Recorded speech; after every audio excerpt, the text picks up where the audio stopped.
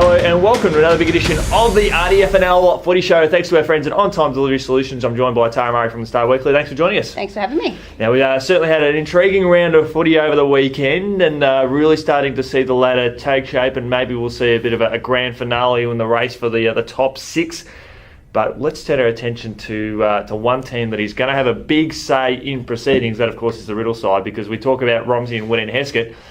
The result involving Riddle and those two teams is going to determine who will make the top six. Well, that's it. We'll talk about Romsey Woodend later on, and obviously the race for finals is still alive and could go down to that final match. And Riddle plays both Romsey and Woodend Heskett in the last two rounds. So Riddle, and we know Riddle's on fire. So any team that can knock off Riddle, I think, deserves to play finals. Yeah. So you look at it this week. If Romsey does beat Riddle, that would just about seal up their top six spot. With Woodend obviously a game behind and playing Riddle in that final round. And I know that Romsey has one of the easier teams in the last round, so you've got that there. It's quite interesting. I mean, Riddle again on the weekend were brilliant against the Sunbury Kangaroos. As we're seeing, I think it's 10-11 weeks in a row now that they haven't lost since round 3, so definitely the form team of the competition, and they continue doing what they need to do. Oh, the form they were on the weekend is going to make life very hard for those two teams to try and get a win over them in the next couple of weeks. But let's talk about that game. A 117-point win in favour of the Bombers.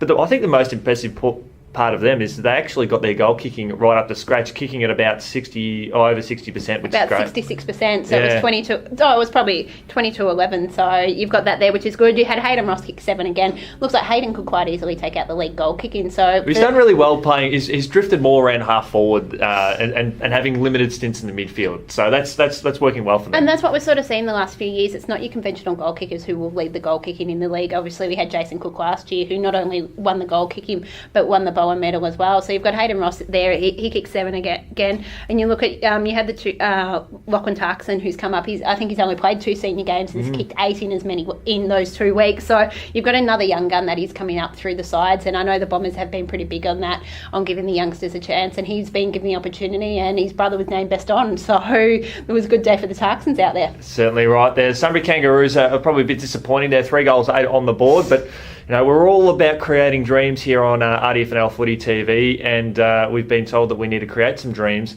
for an upcoming footy trip. So we're in a position where to make up for that horrendous performance. I mean, let's 3 goals against the powerhouse side. They could have done better than that. So let's punish them. We've got to dish out fines. Who are we going to get stuck into? Well, a couple who wanted some players thrown under the bus was Skipper Gregors. Yep, so and Dan Gregory. The 2. Yes, I got told Ty that his name needed to be mentioned several times. He's running the footy trip money, so obviously you've got there, and look, they just want some more money for the footy trip. So obviously you look at it on the weekend, you had some of their younger stars were probably named your best. You had James O'Connor, who did play in the 19s first, was named as one of the best in the 19s, was then named the best in the seniors. You had Brenton Sutherland was another one, Matthew Wallace, Christian Monaco, Matthew Leonard and Julian Lasala were probably their best players on the weekend.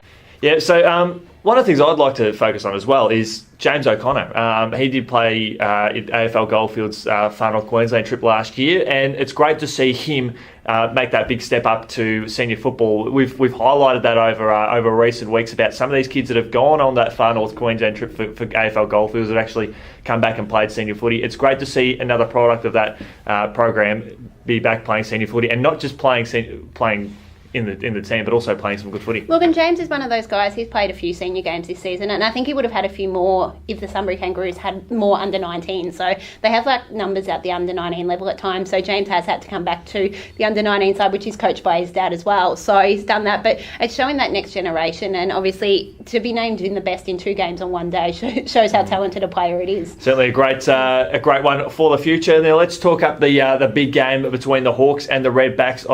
I don't think too many people would have tipped this sort of result. And if they had have tipped the Hawks to get over the Redbacks, not by the margin that eventuated. Look, I know I did tip Romsey, and I went out to that game thinking, it would probably be the game of the round. And unfortunately, it was a one-sided one. Obviously, the Hawks were in front at half-time. They probably could have been further ahead because they hadn't put the pressure on the scoreboard despite having more shots. But after half-time, it was all the Hawks. They were pretty aggressive at the ball. They were first to the ball. Their tackling was really good, and they were getting the impact on the scoreboard. They had several different players up forward kicking goals. I think they had Dan Toman kick 3, Tom Wilson kick 3, Gawthorpe kick 4, and I think from what I was reading, it's the first win since 2008 for the Hawks over Romsey. Wow, that is a long stretch. We're talking.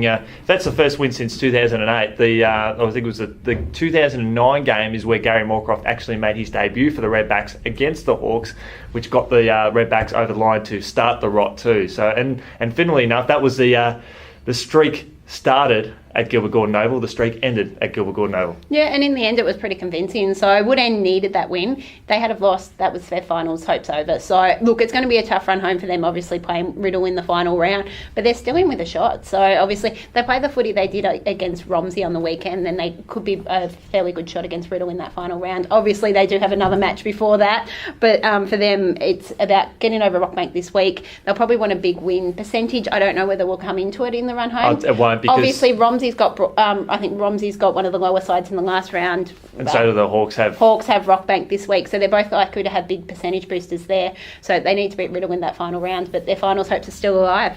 Now, a massive game over at Green Hill Reserve. A courageous one at that, while taking down an inaccurate Diggers Rest side. Look, I looked at the scores at one point and Diggers Rest was 0-8. Yeah. They didn't score a goal until late in that first half, and it's probably been a long time since we've seen Diggers Rest have a scoreline like that. So that was even worse so that they didn't score in the first term and Wallen put 6 goals on the board. Yeah, I think it was 39 points was the margin at quarter time. So you thought, this could be in for a big one, but then the Burrows hit back in that second half and they actually levelled the scores. I was following live scores while I was up at Woodend, and scores were level, but Woodend managed to get over the line. Wallen managed to get over the line, which is an important win in the scheme of things for finals. Obviously coming off an upset loss the week before, Wallen needed to bounce back, and it saw them jump back above Diggers Rest on the ladder. Interesting too with Diggers Rest into the Breeze, with the Breeze, they kicked 1 goal 8 in the second term from 9 scoring shots, and in the final term they kicked 4 goals 5 from 9 scoring shots.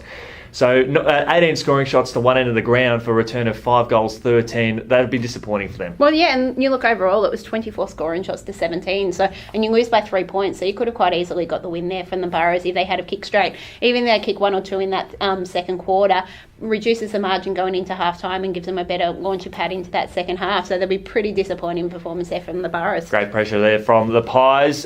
Congratulations to Broadford. They toasted their first win of season 2018, and even bigger congratulations to Sean Duggan celebrating his 200th game in style, and a fitting build-up to get a big game at home to celebrate this fantastic achievement, and then to come away with the first win of the season just adds to the extra celebrations. From all reports, the Broadford Hotel is still buzzing. And look, and I think they were celebrating a milestone for Skip Bray as well. I'm not sure whether it was 200 combined coaching playing or coaching out there, but there was also 200 game milestone for Skip out there at Broadford. And look, they were playing Rockbank, and both of these teams would have taken a lot of confidence into this game, knowing they were the bottom 2 teams on the ladder. They'd be wanting to get the win, and it was sort of that third quarter that was the difference. I was talking to Lee McInerney, the coach of Rockbank, and he said it was only that 5 to 10 minutes in that third quarter Broadford managed to get the jump on them, and that was the difference in the end. A simply magnificent performance. They're probably from both sides too. They really gave it a really good hard crack, and I think with Broadford they probably had that emotional build heading into that game, particularly given the milestones and a big crowd in attendance too. And that's it. There was that emotional side as well, and there was always going to be that big build-up, which Rockbank knew was going to be there,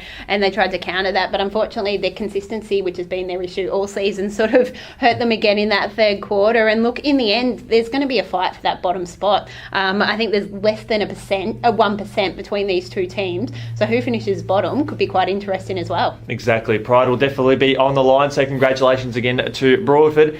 2 other games to go through. We've got Rupert's Wood and Lansfield. The Sharks did a pretty comfortable job on the Tigers. It is, and from what I can gather, Chambo took over the coaching reins. So excellent. Obviously Chambo's out injured at the moment, and he came out and he's got a winning streak to start with. But it was a pretty convincing win. It was sort of what we expected from the Sharks against the Tigers. They ended up having 43 scoring shots, and it was 91-2 at half time. So that sort of tells you that what the game was like all day. You had Todd Potter-Zach return to form.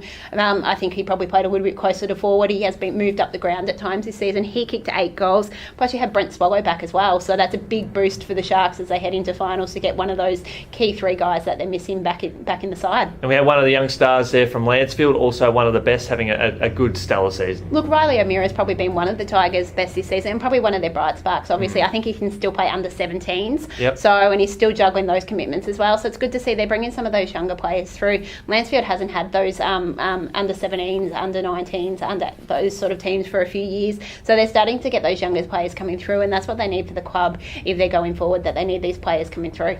Macedon comfortably and confidently took down at Melton Centrals at home. Yeah, no troubles at all there for the Cats. So obviously we were expecting them to bounce back after a disappointing loss, and they did that quite easy. There was no troubles at all. They led from the start, and Central's probably a little bit of a letdown. They'd come off two really, really good performances, and then they've only been able to kick 2 goals for the game, and Dylan Weir kicked both of them. So for the Cats, you had Aaron Johnston kicked 4 goals, and it was their class that really rose to the top, with Matthew Dick and Daniel Markworth named their best. And Jason Cook back into the team, so a good handy addition heading into finals too. It is. Obviously, they'll definitely need him to play the next couple of weeks just to make sure he qualifies for finals. Obviously, he's been overseas, probably in the warmer weather where most of us would have gone to. Lapping it up with the World Cup soccer. It is. So obviously he's back, and that's a bonus for them. He's someone they didn't pencil into their side at the start of the year. Obviously, he came back from St Albans midway through the season, so he's a bonus for them, and it probably adds a little bit of an X factor come finals. You're probably not going to have the same goal kicker as you did last season. They've built